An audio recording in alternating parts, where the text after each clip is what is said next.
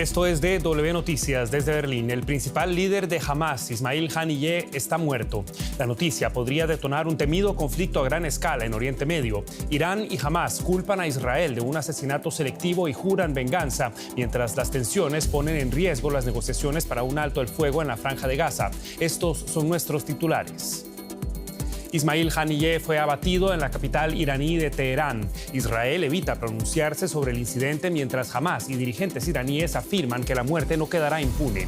Haniyeh era uno de los principales objetivos de Israel tras los atentados terroristas de Hamas el 7 de octubre.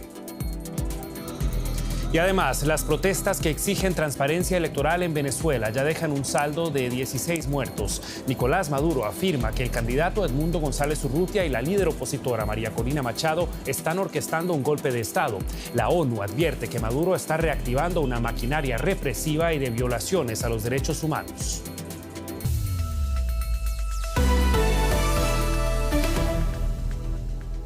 Los saluda Javier Arguedas. Gracias por informarse con nosotros. La organización islamista palestina Hamas acusó a Israel de asesinar al líder político del grupo, Ismail Haniyeh, luego de que éste muriera en Teherán, la capital de Irán. El ataque ocurre luego de que Israel anunciara haber matado a un alto comandante de Hezbollah en Beirut. A pesar de que Israel no ha asumido la responsabilidad por la muerte de Haniyeh, lo consideraba un objetivo, al igual que a otros líderes de Hamas.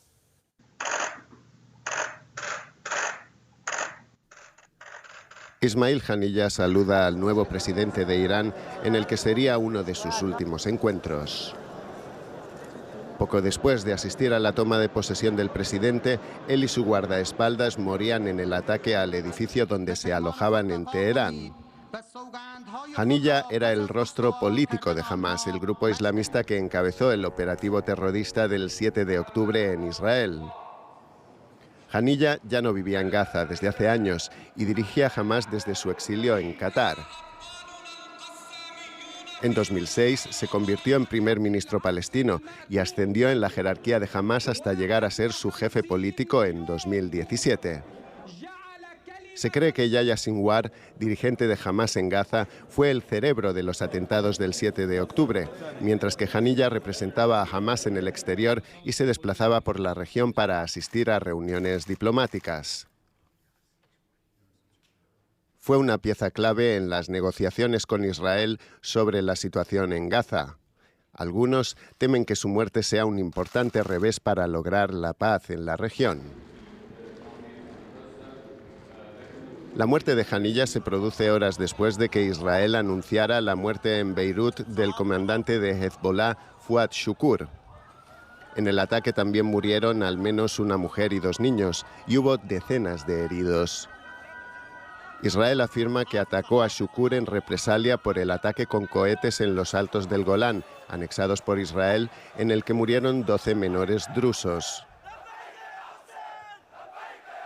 Israel culpó a Hezbollah y advirtió al grupo chiita de que pagaría un alto precio. Shukur había sido una de las principales figuras militares de Hezbollah desde su creación por la Guardia Revolucionaria de Irán hace 4 décadas. Tras estallar la guerra entre Israel y Hamas el 7 de octubre, Israel acusó a Shukur de estar detrás de muchos de los ataques con drones y misiles que Hezbollah lanza contra Israel. Shukur es el comandante de Hezbollah de más alto rango muerto desde 2016, cuando Mustafa Baredrine, comandante del grupo en Siria, murió en una explosión en Damasco. Líderes mundiales temen que la muerte de 2 altos dirigentes de los mayores enemigos de Israel pueda desencadenar una guerra regional total. Y conectamos a esta hora con Luciano Zácara, profesor investigador del Centro de Estudios del Golfo de Qatar University. Nos acompaña desde Madrid. Señor Zácara, muy buenas noches. Gracias por estar con nosotros. La situación en Medio Oriente se ha agravado en tan solo 24 horas. Como experto en la región, ¿consideraba previsible que viéramos la muerte del principal dirigente de Hamas? Era previsible, de hecho hace bastante tiempo que se pensaba que esto podía suceder. Lo que pasa es que mientras estuviera Haniyeh en Qatar era un poco posible que Israel pudiera hacerlo porque Qatar es un aliado de Estados Unidos y es donde está la base principal de Estados Unidos, y eso hubiera puesto a Estados Unidos y a Qatar en una posición bastante complicada, teniendo en cuenta que que Haniyeh, sobre todo, estaba en Qatar a pedido de Estados Unidos e Israel para tener un interlocutor entre Israel y Hamas para poder negociar algunas cosas. Y de hecho era posible cierto tipo de negociaciones para el cese del fuego y la liberación de los rehenes, porque esta oficina existe en Qatar. Como digo, era previsible, pero también se esperaba que no fuera dentro de Qatar. Al final ha pasado, y lo que esto da a entender es que Israel ha dejado de lado cualquier intento de negociación, porque al eliminar a uno de los más altos cargos, sino al más alto cargo de Hamas, da por entendido que ya no le importa tener esta oficina en Qatar como para seguir negociando algo, y que ha decidido eliminar lo más posible de la cúpula, tanto de Hezbollah como de Hamas. Llama la atención sobre todo el silencio del gobierno israelí hasta el momento. ¿Qué significa todo esto para la organización Hamas y para su habilidad de continuar justamente negociaciones en medio de un conflicto que se recrudece? Bueno, es muy difícil pensar que Hamas ahora quiera seguir en un proceso de negociaciones, sobre todo porque lo que dije anteriormente, al negar Israel la capacidad que tiene o la atribución que tenía esa oficina que tenía en Qatar para poder discutir directamente con las autoridades israelíes y norteamericanas, da por ejemplo, no hay interés. No hay interés en negociar nada, por lo tanto es muy difícil que Hamas ahora quisiera seguir adelante con este proceso. Aparte tiene que haber un proceso de reconversión, de búsqueda de nuevo liderazgo, y ver qué posición toman Hamas en las próximas horas. No creo que tardemos mucho más en saber qué postura van a tomar, si van a continuar este proceso o no. Yo creo por el momento que no va a haber ninguna intención. Se esfuman aparentemente las posibilidades de un cese el fuego entre Israel y Hamas. Era el análisis de Luciano Zácara. Muchísimas gracias. Hasta una próxima ocasión. Y desde luego los temores a un conflicto regional amplio aumentan. Varios líderes mundiales han advertido sobre el riesgo de una escalada que podría desembocar en una guerra de grandes proporciones. Israel aún no ha respondido oficialmente a las acusaciones de estar detrás del asesinato de Haniyeh, pero el temor a una escalada inquieta tanto a palestinos como a israelíes. Muchos negocios permanecieron cerrados este miércoles en el casco antiguo de Jerusalén. Lo mismo sucedió en Ramallah y en muchas otras poblaciones en Cisjordania. Varias facciones palestinas convocaron una huelga general y manifestaciones tras el asesinato del líder político de Hamas, Ismail Haniyeh, en Teherán, y el ataque contra un comandante de Hezbollah en Beirut. Lo que pasó en Irán es una conspiración. Se reunió con el presidente iraní y luego llegó el ataque israelí. Habrá una respuesta al asesinato y espero que sea contundente, incluyendo una respuesta desde el Líbano. Habrá también una reacción al crimen cometido ayer en el Líbano. Hoy nos enfrentamos a una tragedia por el asesinato del comandante Ismail Haniyeh. Mientras en Israel los habitantes de Tel Aviv temen una nueva escalada del conflicto. No me sorprendería que lanzaran ahora mismo un ataque contra Tel Aviv. Pienso que mucha gente teme las posibles consecuencias de lo sucedido. Por eso no queremos celebrarlo prematuramente y mostrar nuestra alegría.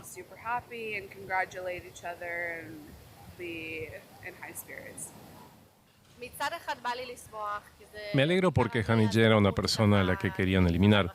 Pero he cancelado mis planes para esta mañana. Quería ir a la playa, pero no me siento segura y da un poco de miedo andar por las calles.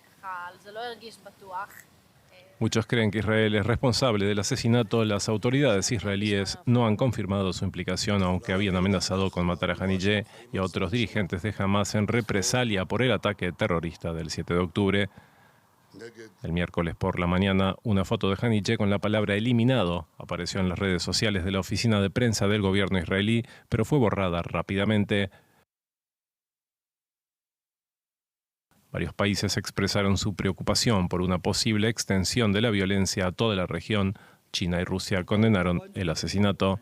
Estados Unidos negó estar al corriente o implicado en la muerte del líder de Hamas y volvió a expresar su esperanza en una solución diplomática y un alto el fuego. Es de gran interés que todo vaya por un mejor camino en Gaza y en toda la región. Tras casi 300 días de guerra, Israel y Hamás parecen lejos de un acuerdo que ponga fin a las hostilidades y permita la liberación de los rehenes secuestrados desde octubre.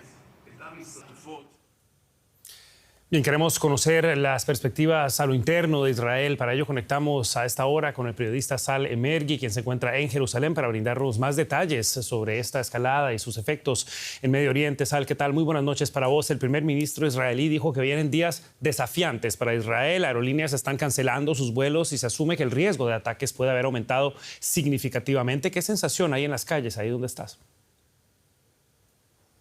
Hola Javier, pues una mezcla de sensaciones. Por un lado, satisfacción de que al fin y al cabo ven a Ismail Haniyeh como líder de un grupo que fue responsable de decenas, centenares de atentados en Israel y por supuesto del 7 de octubre, aunque el ataque de hace 10 meses fue firma y obra de sobre todo Yehia Sinwar, el líder de Hamás en Gaza.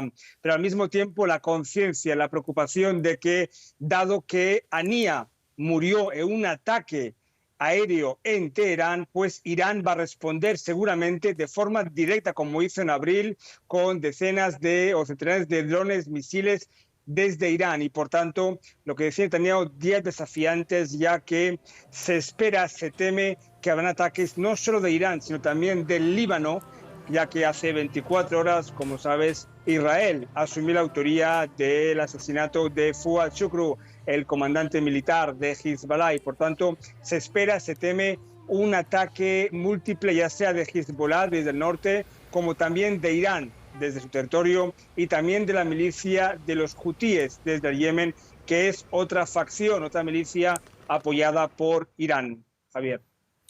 Ya vimos que todo esto podría dejar en el limbo las negociaciones de un alto el fuego. Los familiares de los secuestrados han sido en gran parte defensores del diálogo y de buscar un alto el fuego entre Israel y Hamás. ¿Qué ha trascendido de sus reacciones y de la presión que ejercen sobre Benjamin Netanyahu ante la escalada de este conflicto?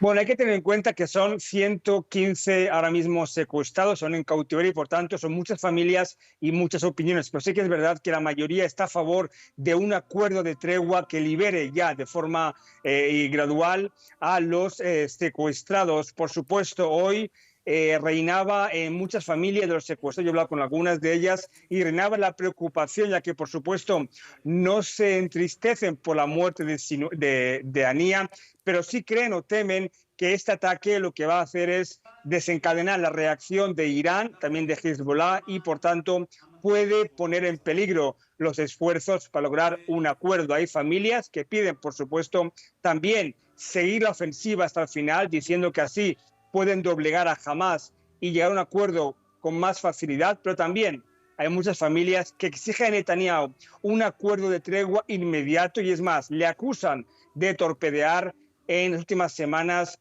todos los intentos de un acuerdo por motivos políticos. Así que ahora veremos cómo afecta este agravamiento de los varios frentes en la región a esta negociación cuando mañana, este jueves, se cumplen 500 días de la guerra. Javier. Sal Emergui con las reacciones en Israel a la escalada del conflicto en Medio Oriente. Muchísimas gracias, Sal. Hasta la próxima. Y el movimiento chiita libanés Hezbollah reconoció por su parte hoy que su comandante Fuad Shakara murió tras el bombardeo que lanzó Israel ayer en el sur de Beirut. Según fuentes del Líbano, los restos del cuerpo de Shakar fueron encontrados este miércoles entre los escombros del edificio destruido por el ataque. El primer ministro israelí había destacado en un mensaje anterior que abatió a Shakar mediante un operativo de las fuerzas de defensa del país. Shakar era un estrecho consejero del líder de Hezbollah, Hassan Nasrallah, quien este jueves participará en el funeral de su comandante. En el ataque murieron también 2 mujeres y 2 niños, según las autoridades de Beirut. Hace unas horas, Netanyahu se refirió así sobre las últimas acciones militares de Israel. En los últimos días hemos asestado golpes devastadores a los representantes iraníes de nuestros enemigos. Hace 3 semanas atacamos al jefe militar de Hamás, Mohammed Deif. Hace 2 semanas atacamos a los hutíes en uno de los ataques más lejanos de nuestra fuerza aérea. Y ayer atacamos al comandante de Hezbollah, Fuad Shukru. En nombre de los ciudadanos de Israel me gustaría expresar mi profundo agradecimiento a las fuerzas de defensa de Israel. al jefe de los servicios de inteligencia, a la Fuerza Aérea y al resto de las ramas de seguridad por un desempeño preciso en 3 frentes diferentes. En el ataque de ayer abatimos a la mano derecha de Hassan Nasrallah, Mohsen, que era el responsable directo de la masacre de nuestros preciosos niños en Magdal Shams. Él fue responsable del asesinato de muchos otros ciudadanos israelíes. Fue responsable del implacable ataque a nuestros ciudadanos en las comunidades del norte durante la guerra que duró 9 meses. Era uno de los terroristas más buscados del mundo.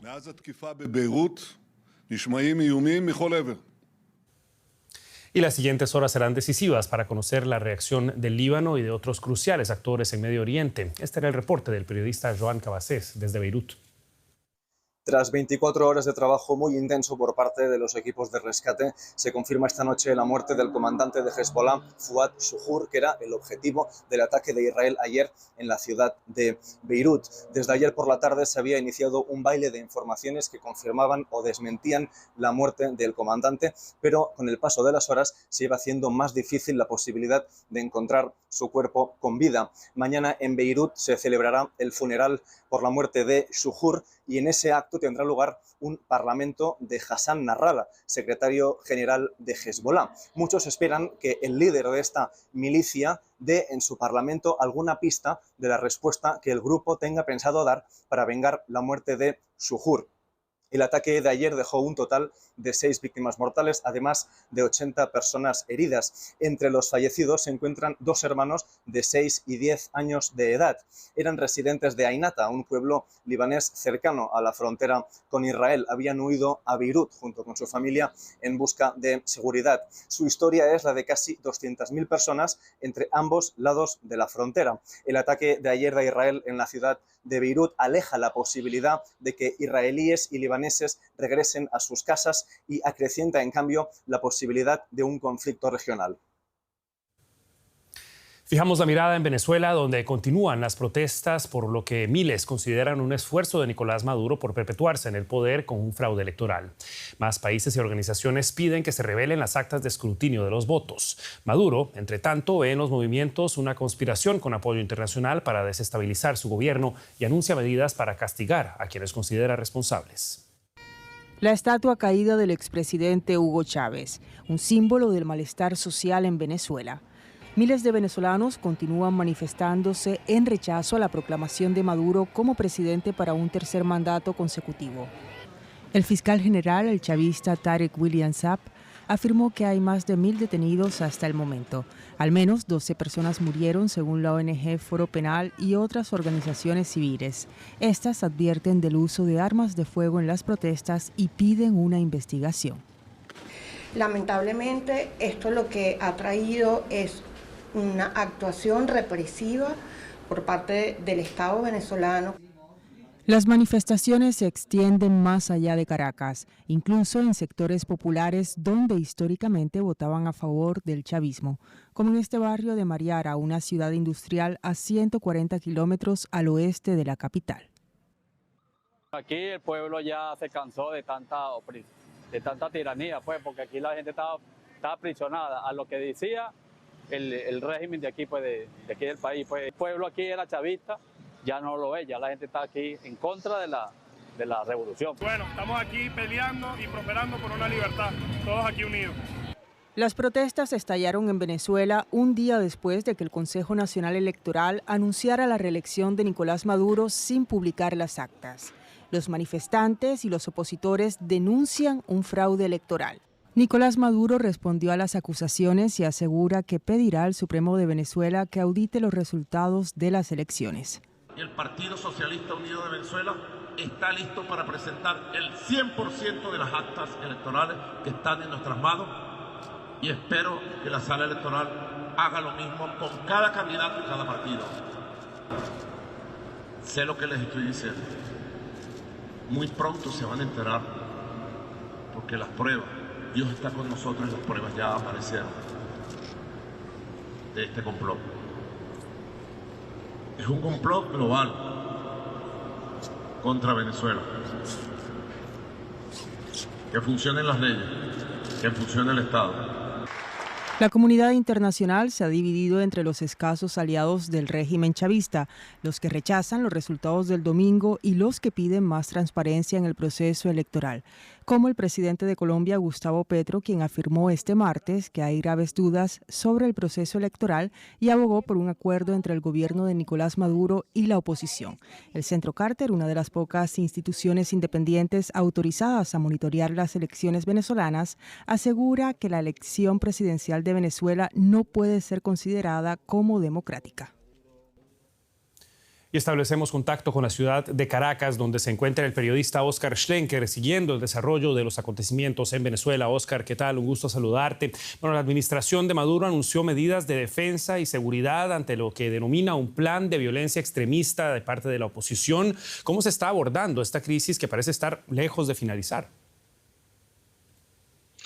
Sí, bueno, estas medidas de seguridad y defensa tienen varios elementos. Por una parte, se creó una comisión de asesoría de China y Rusia para evaluar los daños y ataques al Consejo Nacional Electoral.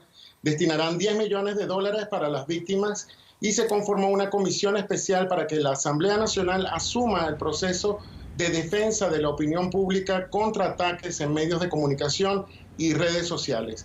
Bueno, y hoy Nicolás Maduro acudió también al TSJ para interponer un recurso de amparo ante la Sala Electoral del Tribunal Supremo de Justicia. Aún se desconocen los detalles de ese recurso, pero busca la protección judicial del Consejo Nacional Electoral y compromete al Tribunal Supremo de Justicia a fijar una posición sobre los acontecimientos postelectorales en Venezuela.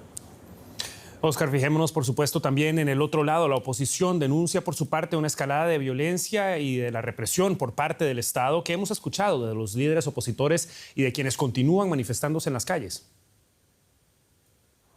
Pues los líderes de la oposición, como bien dices, han denunciado una escalada en la violencia. También denuncian que se han visto afectados los derechos de asociación pacífica, incluso en grupos pequeños abordados por parte de las fuerzas de seguridad. En su cuenta de ex, María Corina Machado ha denunciado que en 48 horas se registran al menos 16 asesinatos, 177 detenciones arbitrarias y 11 desapariciones forzadas. Aunque ya las protestas de calle y manifestaciones se han calmado durante el día, distintos medios han reportado un aumento de los enfrentamientos y cacerolazos, sobre todo en los sectores más populares en las tardes y en las noches. Otro fenómeno que hemos podido registrar son las expresiones de rechazo entre usuarios en redes sociales, y esto quizás sea el detonante para la creación de esta Comisión Especial de la Asamblea Nacional para la Defensa de la Opinión Pública. Era el reporte de Óscar Schlenker en un tercer día consecutivo de protestas en Venezuela. Muchísimas gracias, Óscar. Seguiremos al tanto. Pasamos ahora a la economía, porque los bancos centrales del mundo están dando a conocer sus políticas monetarias y sus decisiones. Rosa Casals está con nosotros. Rosa. ¿Qué tal, Javier? La noticia está hoy en Estados Unidos. Tal como se esperaba, la Reserva Federal no ha bajado el tipo de interés oficial. Se mantiene entre el 5,25% y el 5,5%, el nivel más alto desde hace más de 20 años. En la lucha contra la alta inflación, la Fed ha subido drásticamente su tipo de interés clave desde casi cero en varias etapas desde marzo de 2022. Pero ahora la inflación se ha debilitado y la economía también se ha enfriado en algunas zonas. Ambas serían razones para bajar los tipos de interés. Los analistas esperan que el Banco Central baje el tipo de interés oficial en septiembre. Analizamos la decisión de la Reserva Federal, como no, con nuestra compañera en Nueva York. Ana Nieto, tú que has seguido la conferencia de prensa, ¿qué ha dicho Powell? ¿Podemos esperar realmente un recorte de tipos en septiembre? Es una posibilidad que Powell ha abierto hoy de par en par. Ha dicho que las lecturas de la inflación del segundo trimestre han transmitido esa confianza que estaba buscando la autoridad monetaria que preside, y que aunque no se han tomado hoy decisiones de futuro, si los datos se mantienen, el recorte puede llegar en mes y medio. En concreto ha dicho que puede haber una decisión en la mesa tan pronto como en la siguiente reunión de septiembre, e incluso ha aludido a la posibilidad de varios recortes este año. Quedan 3 reuniones antes de que acabe 2024. Powell ha añadido, para enfatizar este punto, que se está cerca del momento que es apropiado para rebajar la presión en las tasas de interés, aunque hoy no ha sido el día en el que se tenga que hablar. De hecho, lo que ha dicho es que hoy no se ha hablado de bajar. De momento, la Fed habla en su comunicado de que la inflación está algo elevada, que suena mejor que elevada sin más, como hasta ahora, y se está atento a la evolución del mercado laboral, que está dando señales de enfriamiento. Para Powell no lo ha caracterizado de esta manera, ha dicho simplemente que se está volviendo a la normalidad de la prepandemia.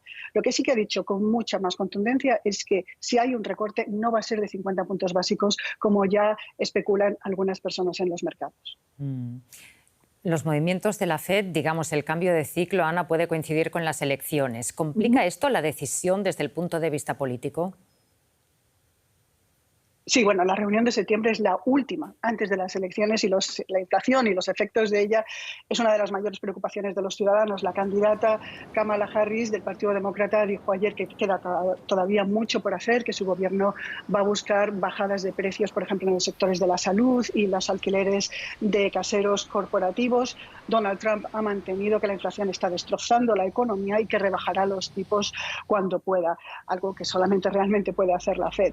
Powell ha dicho que la política no mueve las decisiones de la autoridad monetaria, que solo valorarán las rebajas si se lo dicen las herramientas que están utilizando de análisis económico como hasta ahora, y que no se usan las decisiones de la Fed para apoyar a un partido o a un resultado político. Todo esto está basado en los datos, todo lo que va a hacer la Reserva Federal. Y ha recordado que esta es su cuarta elección como presidente de la Fed y que ya va a hacer lo que ha hecho siempre. Powell dice que las previsiones se toman los datos de la Fed, pero no las previsiones de los analistas. Muchísimas gracias, Ana, por el análisis. Un saludo. Gracias. Boeing tiene nuevo jefe, un nombramiento con el que la empresa busca por fin superar sus problemas. Kelly Ortberg, de 64 años, asumirá el 8 de agosto el liderazgo de la compañía. La otrora número 1 del sector lleva años lidiando con enormes deficiencias de calidad. Boeing tuvo que admitir en un juicio su culpabilidad por cargos relacionados con la seguridad de sus aviones en relación con 2 aeronaves 737 MAX accidentadas. A esto se añaden los malos resultados de la División Aeroespacial y de Defensa, antiguo buque insignia de la empresa, que registró unas pérdidas de $1.400 millones en el segundo trimestre. Eso son 10 veces más que el año anterior.